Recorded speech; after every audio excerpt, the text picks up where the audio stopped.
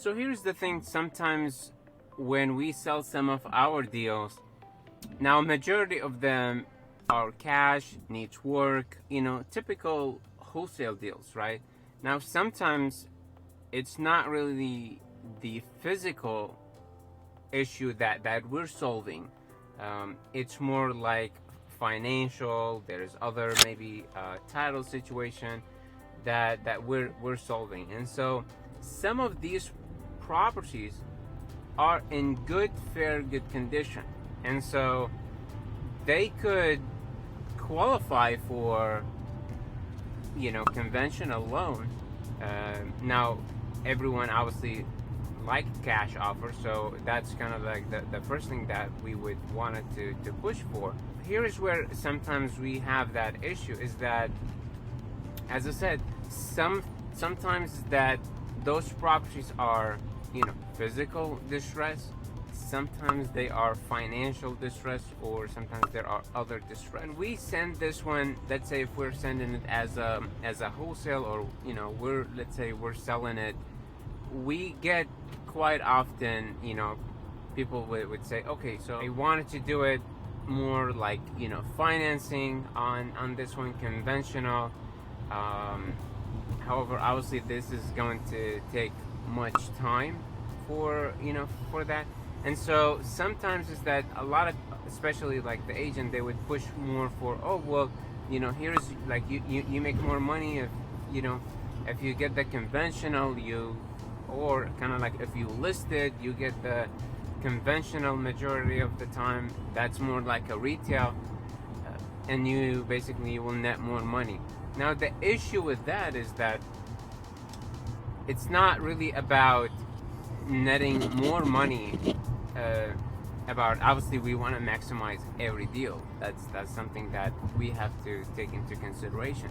However, is that what we wanted to take a look and see the situation for that specific deal.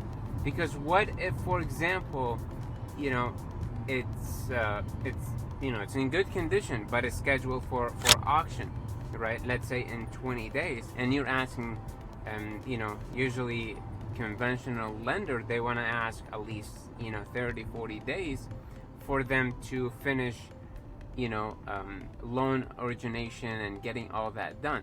And so this is not going to work. So that's kind of what thing we have to take a look and see, well, what's the best scenario for this one, or what's the best outcome about let's get more money and just push it as a conventional. You'll get the retail for it. Yes, but we're in a very, let's say, short timeline. We need to solve the problem a lot shorter than that. And so we want to make sure that everything is done correctly, because it's not as the traditional where, oh, you know what, we have time, so that's not a problem. Let's just go ahead and do it as a conventional. And what's the timeline that we're dealing with? Because as soon as that as soon as we sign, as soon as we have that locked in under contract, well, guess what? Now we really can't do anything, right? We can't do anything until this one get qualified. Or worse, that they won't get qualified, and now they basically would have to cancel. And even worse with that, even they would ask for to get their even refund. So it's kind of like made the problem even worse, and really nothing was taken out of it. Not, let's say, to us, not, let's say, if we have that agreement with the seller. And so we want to also make sure that even though if we accept a conventional loan for the property, I get this quite often too, is that okay, yeah, the buyer wants it, and they can qualify, they can they're good on the credit. However, when you look on the offer, it's like they have so many stipulation on backing out, not just one, like double, triple exit on basically way out. That would be on the option, that would be on the financing, kind of like really not waiving it, the appraisal, the interest rate. So there is a lot of kind of like way out of it. And so that's kind of also, it's a problem. It's like, okay, you, you're saying that, I'm talking now about the conventional, people who come in and show they're really interested. They call every single day about the property, that they're interested in that property. However, when we looked on the offer, well, guess what? It's like you have put so much into exiting and just not having skin in the game. So, if in the best case scenario, you get the property with the correct, with the great interest rate, with the great, down payment, with the great lender. So you're asking all that. However, on the other side, we're dealing with a distressed situation. And that's kind of the problem too. Sometimes, when we talk to sellers and be like, they would, tell us that, oh, I have a, let's say agent, or I have a retail offer or finance offer, a lot more than you can offer. There's a lot of way out if you look deep into these offers, whether that's option, whether that's financing, appraisal, a lot of these. There's a lot of way out of it, and you can not even get even the earnest money. Now, sometimes when we buy properties cash, we put as cash offer. That means we put hard earnest money there.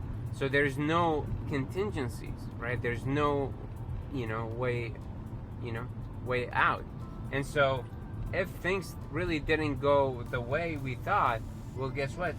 We do have skin in the game, and we're okay to part away from 2,000-3,000. That just basically that's how that's the nature of the business, and we could get a good deal, and at the meantime too, maybe we miscalculated, and now we need to either negotiate the price or back out, right? If we couldn't get that, then we would back out. But at least here's the thing, with cash offer, we have put in that the earnest money, the hard earnest money. So the seller would get that earnest money, or sometimes even we have programs such as cash advance that also would be included too. So basically we would be willing to walk away from that, because again, some deals work, some deals doesn't, and that's what it is. So I just really wanted to share with you guys on this one. I hope everyone have a good day. Again, you can still submit, when you get our wholesale deal, when we send our deals, you more than welcome to still send your offer, cash offer, or other offers, and we'll definitely take a look and see on those offers, whatever works best, because again, as I said, every deal is different, every deal has its situation is different. So I hope you guys understand that. All right, until next time, take care, bye bye.